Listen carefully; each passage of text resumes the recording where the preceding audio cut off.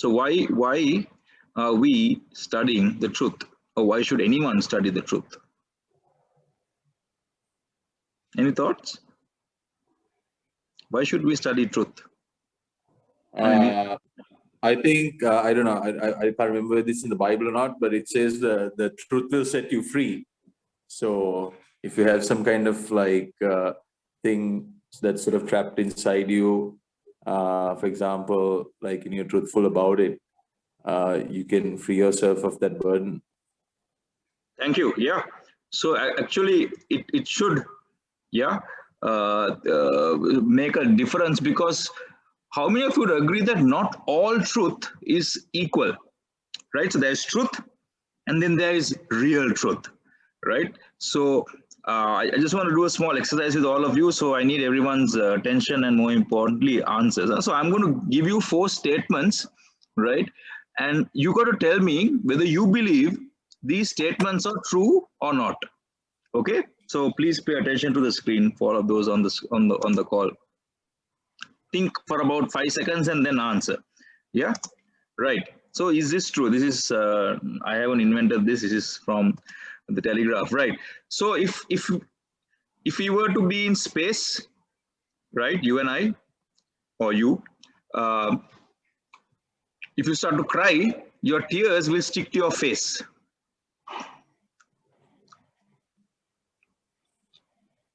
If you cry in outer space, your tears will stick to your face. How many of you say true? How many of you say false? False. False, okay. Any other thoughts? Those on the call? If you see there has True. they haven't submitted time sheets by you. Okay. Bihani says true. Dayanti, I say Lalika? false. Though I False. have no clue, I say false. Okay. Lalinka? Even I'm not sure, but I think false. False. Okay, so hold on to whatever your answers. Huh? Okay, next one. There are more bacteria cells than human cells in your body.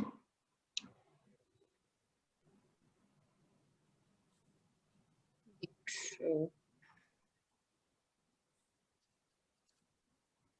Don't think too much. Huh? Just think. Science lesson එකක් නේ. Oh, science. First astronomy. Diet is getting question. scared. Huh? I hate science.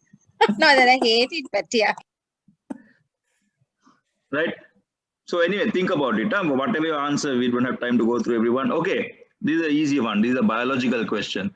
You cannot breathe and swallow at the same time. Mm. Yes, agree? True. True? Yeah. True. Okay. Last one. It rains diamonds on Saturn and Jupiter. Huh? All of you all need to take a holiday to Saturn. So I wish I could go there for the long weekend, right? So surprise or not, all of the things that I told you are apparently true, right? So yeah, so and some of you must be thinking, "Ayo, so what?" Right? So what does it really matter? So that was the point, right? That not all truths are created equal. There are truths, and then there are truths, right? But the bottom line is, right, we have to ask ourselves this, like Ashan mentioned, when we learn truth or when we study truth and we are transformed by the truth, right? You might say, so what? Yeah. You guys might say, I don't really care about this silly biological or astronomical things, right? However, it matters because it has the power to transform our lives. Think about it. Huh? So if you are studying truth and if you are studying this truth, if it doesn't transform us, then clearly it's just academia or knowledge, or whatever you want to call it, and it's not going to transform us. So remember, every time we read the Bible, it is expected that we are transformed. But ask yourself, Are you transformed every time you read the word of God? Right? Because Jesus said, I am the way, the truth, the life. Nobody comes to the Father except through me, right? So why we are studying this is because it's not just to get an academic qualification saying I passed X, I have studied the book of Acts, or I have done this and I have done that. But truth contained in the Bible is expected to transform our lives. So are we expectant this evening and every evening and anytime, not just today, but anytime we read scripture and study scripture and spend time in scripture, are we really looking to be transformed? Or are we just, yeah, it's like reading a book, is reading the newspaper. We read the Bible, right? Because the Bible does transform. Question is, do we let it? So we are at Acts 2:46, the very end of the second chapter, right? And if you recall, right, so day by day, the apostles have grouped themselves. They've got a bit organized in being the church, right? The very first church. They were continuing with one mind in the temple. So imagine, this is how the early church grew, because they were one mind. And they were basically having communion and worship services from house to house every day, right?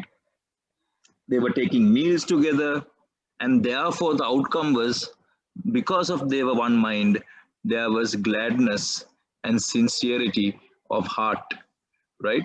So ask yourself, whatever the church that you attend, is this the mind of those who attend your church? You may be in a large church, a small church, doesn't really matter, right? What are they of one mind in your church? What will it take for us to become of one mind? And the output of that is that there's gladness and sincerity, right? People are actually very glad. Church is supposed to be a happy place. Next verse, right? And because of that, they were praising God, having favor with all the people. So the non-believers around them, they were seen as very different. And therefore, what is our end outcome is that because they were doing all these things, the Lord was adding to their number day by day those who were being saved. Yeah, so this is the outcome when you have this kind of input, right? When you are meeting, you are worshiping together, having sincerity of heart with all your. So think of your own relationships inside your own home church, right?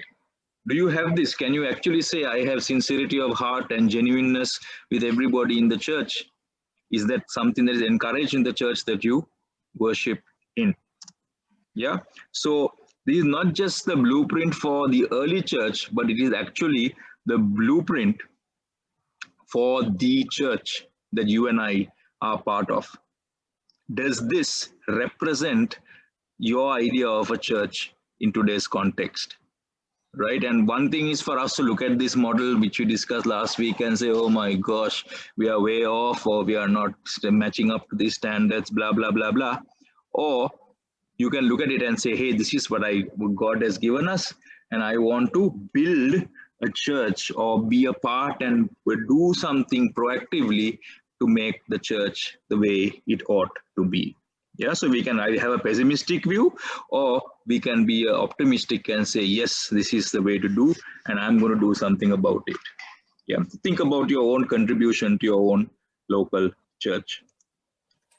So let's hop into chapter 3, right? That's what we're going to do, bulk of it today, actually all of it today, right? So today we're going to discuss two things that happen in chapter 3. If some of you have read chapter 3, you may know, right? And it's about helping people. That includes all of us on the call, helping each other and anyone that you may know find healing in Jesus, right? And this is the story that we will go through, we will study today in Acts chapter 3. So if those are having a Bible close by, you can quickly browse through, or we'll go verse by verse and try to understand what's happening, right? So the first two verses, right? So now this is after all the full church is set up, and they are going from house to house and praying and blah, blah, worshipping, all that. Peter and John, the two lead guys, the disciple apostles, right, were going up to the temple at the 9th hour, the hour of prayer. and a man who had been lame from his mother's womb was being carried along, whom they used to set down every day at the gate of the temple, which is called Beautiful, in order to beg alms of those who were entering the temple. Right? So those of you may have seen pictures or descriptions of the temple in Jerusalem, right? So this is probably where this beautiful gate was, right? So this is the outer courtyard, and this is where all the people are gathered, waiting to go. You can see the inner temples, etc., more towards the left, right? So this is a quick diagram. When I email this, you can have a look. So we are most probably we are at number 5, yeah, number 4, yeah, where these people were gathering when this crippled man was there. Right, so here is a visual depiction. Okay, so like he's like a professional. I mean, you have in Sri Lanka also, right? Professional beggars, right? So here he was set down. He couldn't walk, so his friends very kindly put him up. Lasana Paduradala. They get set up for him to start his daily profession, which was to ask for alms or to ask people for alms. Yeah.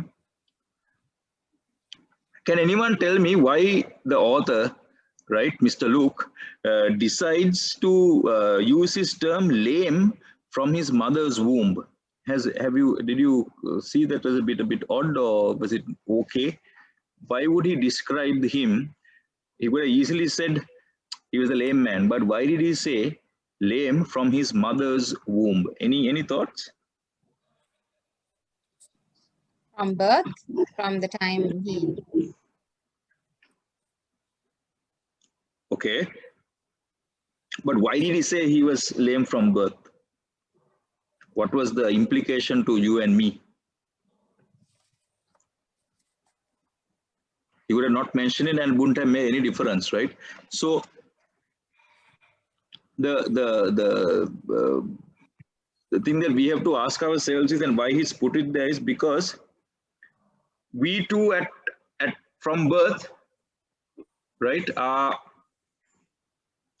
or were spiritually bankrupt and crippled, right?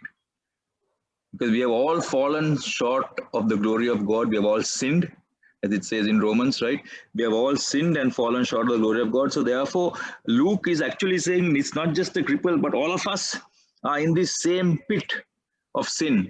He was crippled, but we are also crippled with our own sin. And therefore, only through Jesus, right,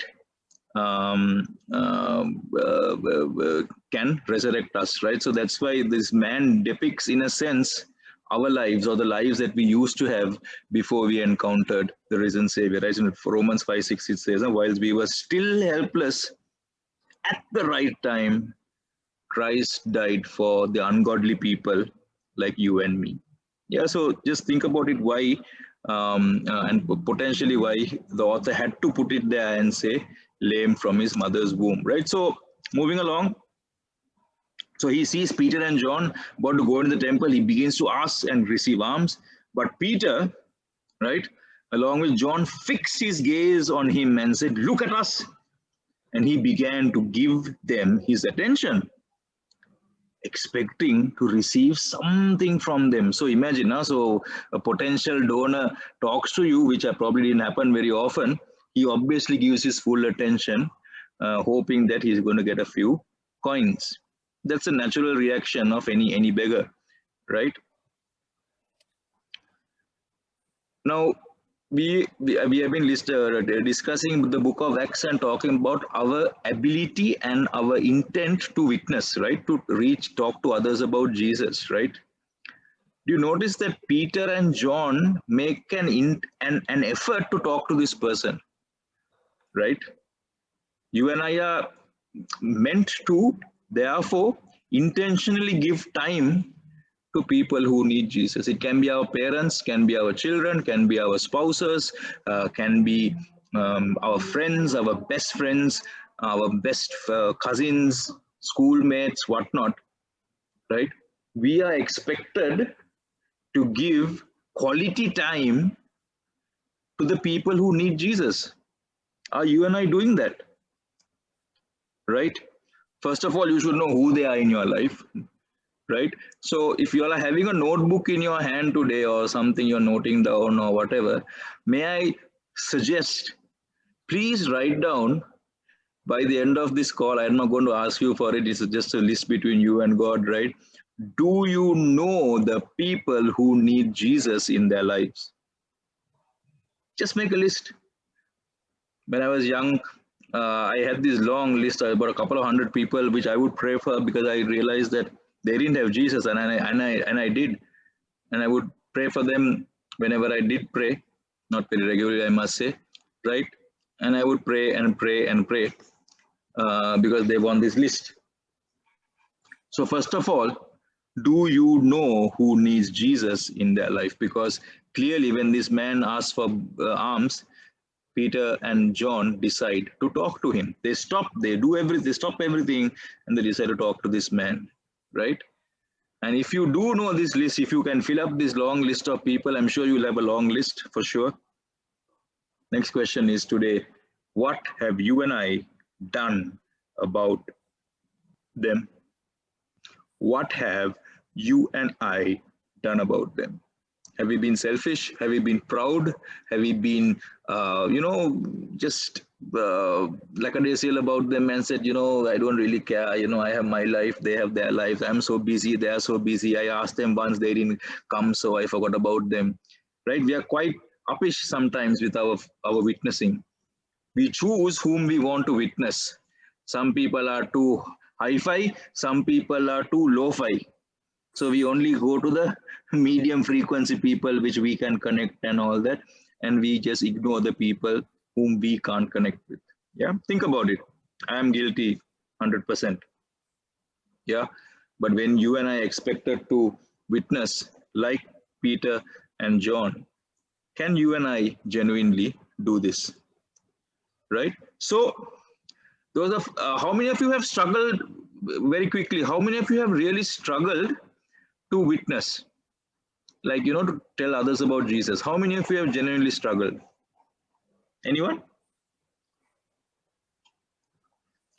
Or are we generally wired and geared and motivated to share the gospel? Yes? No? Anyone? Sometimes it's hardest to share the gospel with people who are closest to you, especially if you're afraid that, the relationship can go south. You may try in different ways, but that bold witness I've experienced is tough. Okay. So we are going to do a simple thing, and can you guys note this down? I'll send this deck in the night or probably early morning, right? The first thing, if you really want to share Jesus with anybody, simply ask that person, how can I pray for you today? It's a non-threatening question, right? Just ask. Don't have to say anything too much. Is there anything I can pray for? Right? Do you have any needs? Or you have any fears? Right? Something as a conversation starter. Think about it. Huh? Simply ask all these people on that original list that you in the previous slide. Ask that, right? And therefore, right? Here's something from since you mentioned people closest to you and family, right? Something from Mr. Mandela said, I've often wondered whether a person is justified in neglecting his own family to fight for opportunities of others, right? So the saying goes, we need to start witnessing in first Jerusalem, then Samaria, and then all the ends of the earth, right? So we need to start in our Jerusalem, which is our family and the people in our inner circle, right? And so Peter tells the beggar, the crippled man, right, saying, hey, I do not possess silver and gold, but what I do have, I give to you in the name of Jesus Christ, the Nazarene. And he says, walk. And seizing him by the right hand, he raised him up, and immediately, suddenly, he gets strength in his feet and ankles. Right? So there's a miracle taking place outside the beautiful gate. right? Now he says, I don't have silver and gold, right? If you notice, I said, Ane matna salina ne. Often we say that no, when the beggar comes to us, Ane salina ne. Hari? So similar, right? But in reality, do you think Peter and John didn't have any silver or gold or access to silver and gold? He had? Yes or no? Yes. Yeah, they had. No, because if you recall in the previous chapter, all the entire church pooled in all their money. They sold everything they had, pooled money, and obviously these guys being in the top circles of that whole church, obviously they had access to money, right? So one of the key things, right, is that money was there to further the gospel, not to be given away and silence a beggar, right? So he was being responsible with other people's money. So think about it, right? When you are handling finances, right? If especially other people's finances, are you responsible for the purpose in which the money has been collected? Just a side note on why he said that, and probably why he said that without just giving you money. But usually we like to give money to beggars and shut them up. No, right? But how many of us actually have stopped and prayed for the beggar? We don't do that, no? We don't share the gospel with all the beggars we meet. We keep them money and we get rid of the problem. But these two guys did not. Maybe something else or another way we can probably witness to people. Yeah. So like I said, you and I need to be excellent stewards, right, of the money, right, steward, including our this, and we are going to get daily opportunities to be the voice in the hands of Jesus. The question is, are we using it? Yeah.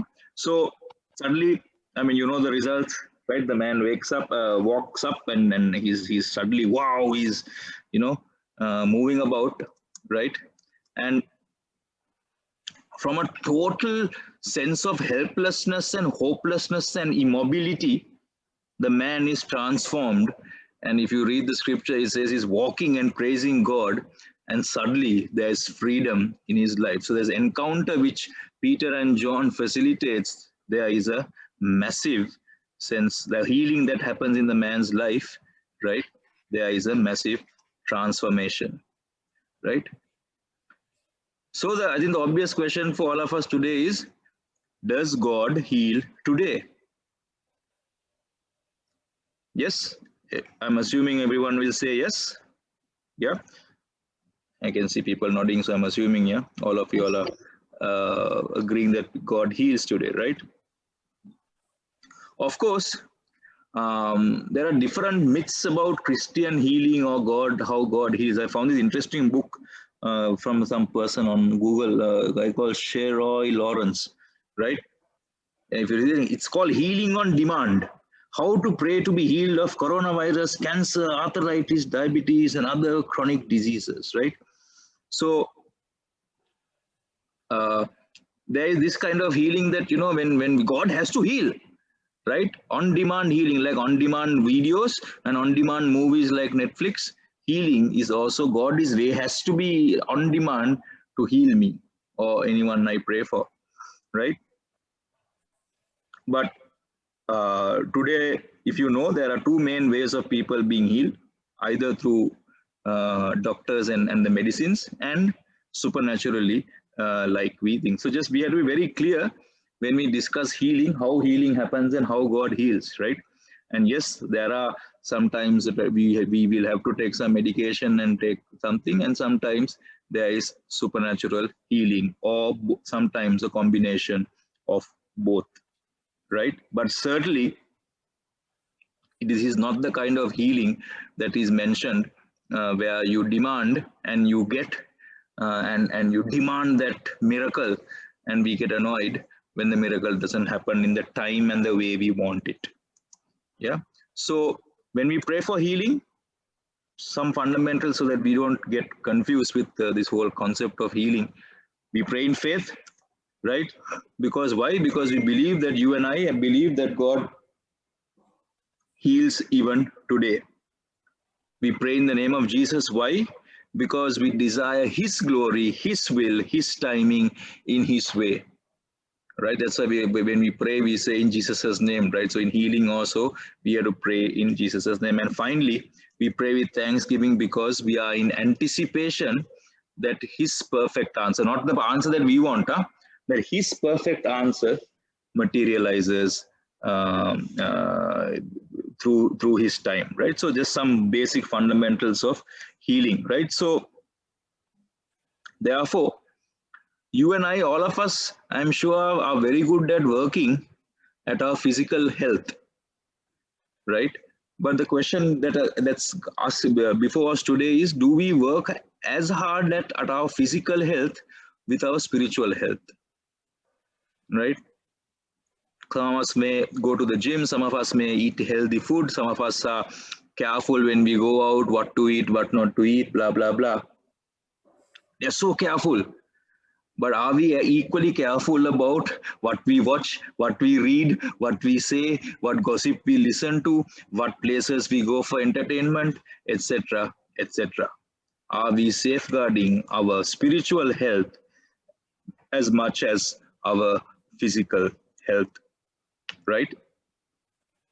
Just some thoughts. Everybody knows this song, right? Bohemian Rhapsody, right? From Queen, right? If you watched the movie recently, right, you will find this song. It's a massive hit, right?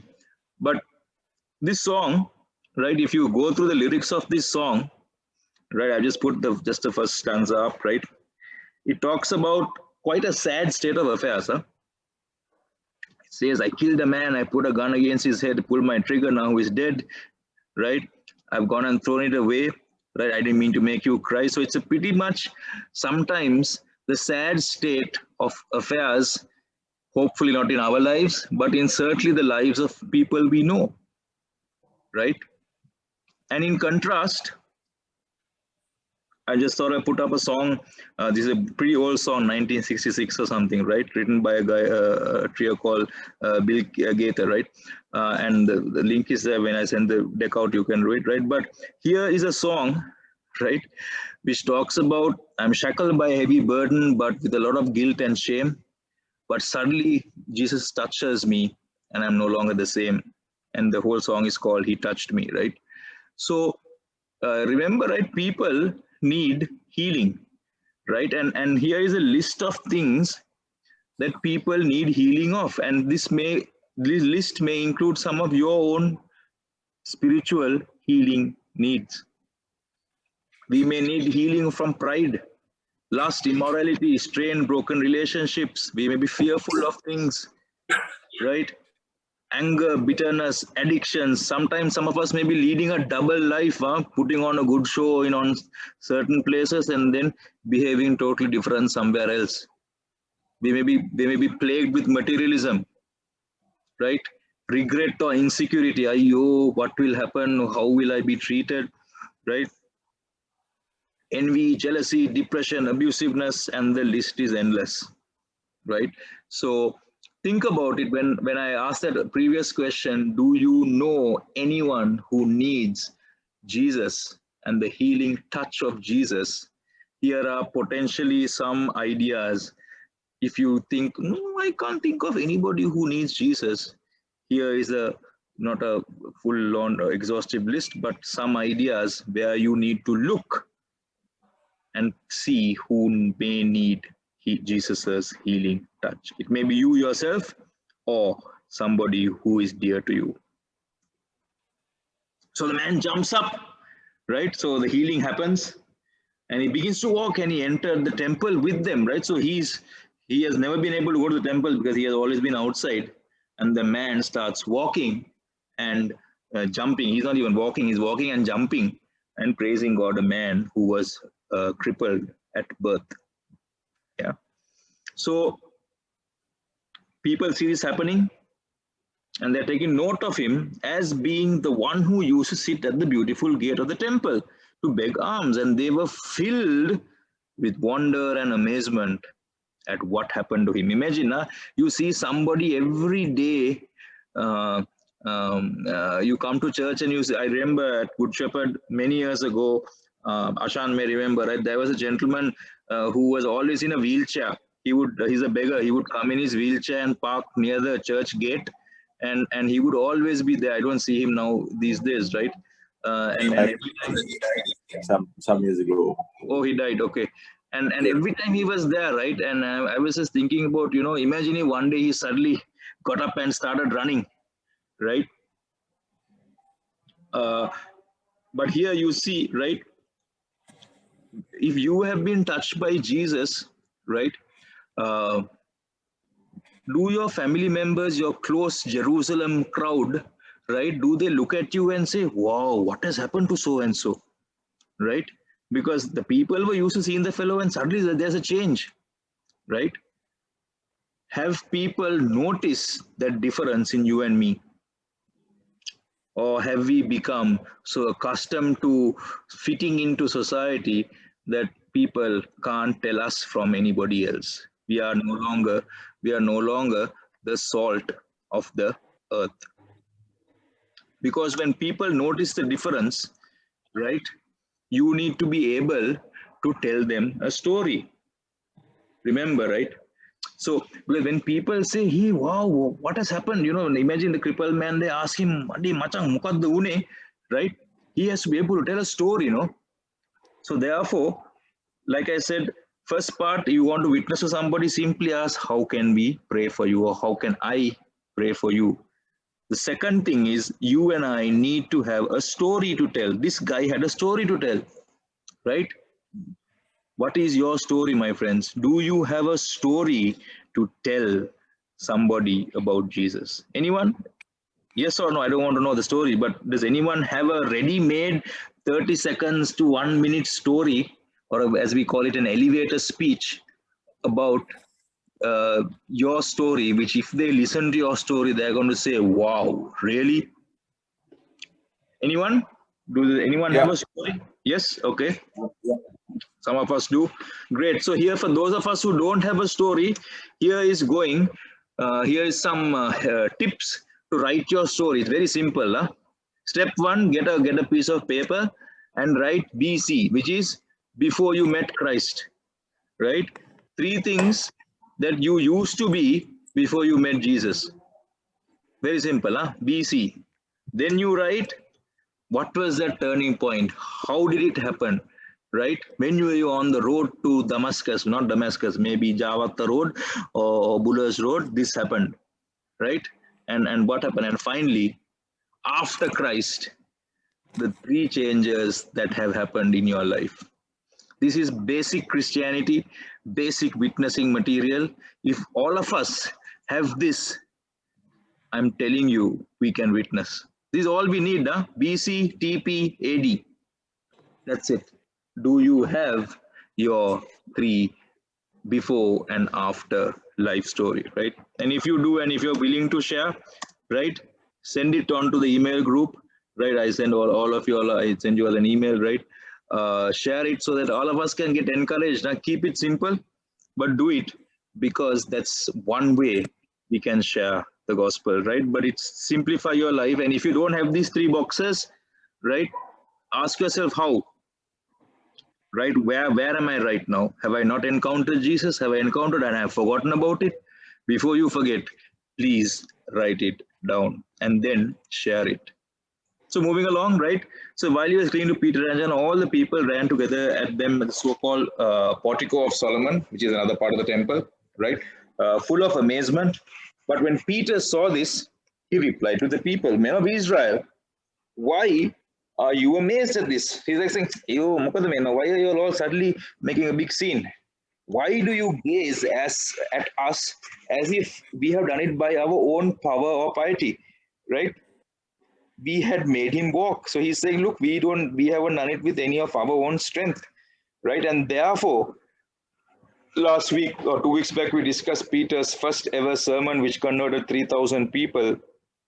Now, the man decides to unleash his second sermon in his life Peter decides to unleash, right?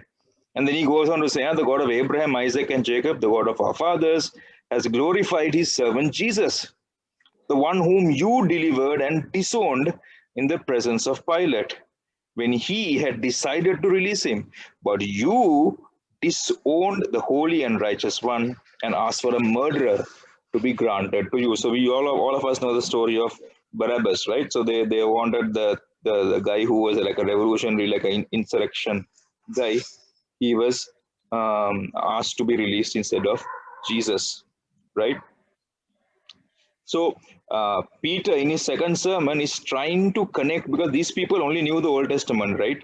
And mainly the first 5 books, right? So they were trying to connect them to what they connect them to, or what already they knew, which is about the Old Testament. They knew about Isaiah talking about a servant, the whole servant, holy righteousness, right? So he kept saying this. And this word disown, right? Do you know who else disowned Jesus? Huh? Who else disowned Jesus 3 times? Now make it easy now. Peter. Yeah, the man himself disowned, and now he is using that, right? So this is the amazing thing about Peter. He still had the courage to tell people what it was, even though even he himself has been guilty of it. Right? How many times have you and I stopped ourselves from witnessing or doing something merely because Satan reminds us, now you are trying to preach, or now you're trying to do this. Remember what you did this day and that day, and you thought of this and you said this and said that and did this, right? Clearly, the power of the Holy Spirit and the mindset of the Holy Spirit was greater inside Peter, that he had disowned Jesus, yes, he had run away, but yet he had the courage with the Spirit of God inside him to say these things. Yeah. And therefore, this is you find this in Isaiah, so that this is connecting people's brains to Isaiah 52, where you find, behold, my servant will prosper. He will be high and lifted up and greatly exalted, just as many were astonished at you, my people, right? So his appearance was marred more than any man, and from his form more than the sons of men, right? So this is describing, Isaiah is describing Jesus. They didn't know it at that time, but here Peter is trying to draw parallel and say, hello, this is all about Jesus, right? In the next chapter of Isaiah, you find this whole righteousness and my servant thing going on, right? He said he will bear their iniquities, right? All their sin. Yeah, so therefore, if you read the Bible, and if you read it enough, especially the Old Testament, you will find that a lot of places, the entire Bible is pointing to the finished work of Jesus Christ, right? And therefore, right, Peter goes on to say, and so, but being put to death, the Prince of Life, now he's using another term, the one whom God raised from the dead, the fact to which we are witnesses, and on the basis of faith in his name, it is the name of Jesus which has been strengthened this man to whom you see. Now he's telling how this guy has been healed. And you know the faith which comes through him has given him this perfect health in the presence of all of you. Yeah, so Peter is explaining this whole process of healing is because of Jesus. It's not because of our effort, our faith, our prayer, nothing. Yeah, so therefore, can you and I believe this? Right? Can you and I fathom this, understand it, and more importantly, can we apply this in our lives? Right? And he goes on to say, and now, brethren, I know that you acted in ignorance, just as your rulers did. But the things which God announced beforehand by the mouth of all the prophets, that this Christ, the Jesus that he's talking about, would suffer, he has thus fulfilled. So Peter goes on to kind of tell that only through Jesus you will have the healing that they have experienced when this fellow starts walking. Yeah. He's saying, God announced because everybody, they knew the New Old Testament, right? So he's basically saying, you all should know this. You all are such, and they're in the temple. No, temple means everybody should be the holy ones. They should know your scripture by now. That's basically he's asking them, right? So therefore, They ask the same way in the previous sermon, if you remember, they said, what do we do? Now the question is also asked, what do we do? And Peter answers the same way he answered in the previous occasion. He says, therefore repent and return, so that your sins may be wiped away, in order that the times of refreshing may come from the presence of the Lord. How many of us spend time in meditation, in relaxing, in maybe play some music or listen to some music? And how many of you have found the times of refreshing by yourself? Is usually done best alone, right? And that happens when God is present in that moment. And that he may, verse 20, that he may send Jesus the Christ appointed for you, whom heaven must receive until the period of restoration of all things about which God spoke by the mouth of his holy prophets from ancient times. So basically, Peter is saying, right, that we have, the Christ had to die, right, and that Jesus was sent for a particular purpose, which was appointed for that very purpose, and God had a plan to restore us back to him, right? So, and now he starts quoting, just put it down at the bottom of the screen, right? So Peter quotes Deuteronomy chapter 18. Now, so this is Peter, whom we thought was a real dimwit. Suddenly is quoting, like in the previous chapter, a fellow is quoting Old Testament scripture. Moses said, the Lord will raise up for you a prophet like me from your brethren. To him you shall give heed to everything he says. And it will be that every soul that does not heed that prophet shall be utterly destroyed from among the people. Right? So this is he's quoting Moses, what Moses said in Deuteronomy 18. Right? Now the question is, did Moses see any prophets appear after himself? Right, and if you find at the end of Deuteronomy, the whole book of Deuteronomy, right, you find that it says, since that time, no prophet has risen in Israel like Moses, whom the Lord knew face to face. So basically, they were wondering, now, where is his prophet? Because after Moses, there wasn't really any prophet, right? And likewise, he goes on and he says, all the prophets who have spoken from Samuel and his successors onwards also announce these days. So basically, Peter is saying, listen, people, every prophet who has come after Moses, right, has talked about Jesus. That's what he's basically saying. Verse 25, it is you who are the sons of the prophets and of the covenant which God made you the fathers, saying to Abraham, and in your seed all the families of the earth shall be blessed. Right? So imagine, now this is what Mr. Peter says, right? He's quoting, right? And Jesus, interestingly says exactly the same thing, right? If you go to Luke 24, I've also found it very interesting, right? He said to them, "O foolish men and slow of heart, believe all the prophets have spoken. Was it necessary for Christ to suffer these things and to enter into his glory? The beginning with Moses and with all the prophets, he explained to them the things concerning himself in all the scriptures." Right? So you find, right, in the Old Testament, right, in the Old Testament, you find Christ is, right, represented in the book of Ruth as the kinsman redeemer. You can go through these references when you have some time this week, right? In the book of Job, he's called the redeemer. In the book of Isaiah, he's, I think, as they have just learned, it's called the suffering servant. In Jonah, he is the resurrection and the life. He was in the belly of the fish, and then he's raised out, spat out after 3 days. Same with Jesus, right? In the book of Malachi, right? He is known as the Son of Righteousness, right? Going on to a few more books. In Genesis, he's the seed of the woman. In Exodus, he's the Passover lamb. If you read Leviticus, you find the amazing amount of things that God asked Moses to do, which reflect all the things that Jesus had to endure as the sacrificial lamb. In the book of Leviticus, he's called the high priest. In Deuteronomy, he's referred to as the prophet. And in Judges, Jesus is the one who will deliver, right? So therefore, my friends, we have to ask ourselves this evening, right? Is Jesus somebody worth sharing with other people? He's there from Genesis till Revelations. The entire Bible is about Jesus. But the question is, what have you and I really done with Jesus? Right? Because in Acts 20, it says that for you, first God raised up his servant, sent him to bless you by turning every one of you from your wicked ways. Have you been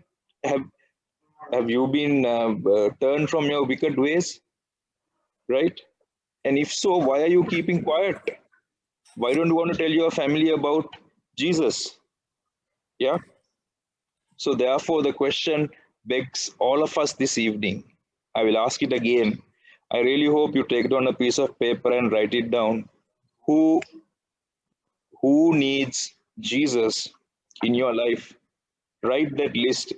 You keep it in your Bible or wherever, somewhere safe, and start praying how to witness to them. Because you notice here, Peter and John just didn't walk away from and giving them some money, right?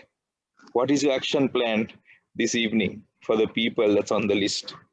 What is the action plan for the people on the list?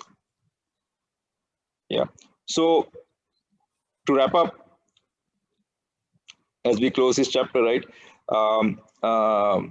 In what ways? Few questions for each of us. Huh? Are you and I like the characters in this story, right? Are you like more Peter and John, where you actually get into the action and actually do something? Or are you the crippled man who actually needed total spiritual and physical healing from God? Which are you? Or are you a bystander, like all the people in the temple looking and seeing things but don't want to get into the action? We are the good bystanders. We are the onlookers. We are the behind the scenes people. We don't want to get into the action. We just like to observe. We like to comment. We like to criticize, but we just don't want to get in and get our hands dirty. Are we in that group? Usually in most biblical stories, there are the three groups. There is the people who do the work. There are the people who get the benefit of that work. And then there is the other group who don't do anything, but just watch it like a movie and switch it off and go home. Yeah. So question number 2. What was your life like before you came to know Jesus? There has to be a difference. If your life has not changed, then you need to ask yourself, then why am I calling myself a Christian? Why am I saying the Holy Spirit lives inside of me? Why am I saying I'm baptized? Right? Why am I saying I'm a born again believer of Christ? Yeah. And then more importantly, right? What was that whole experience about? But more importantly, right?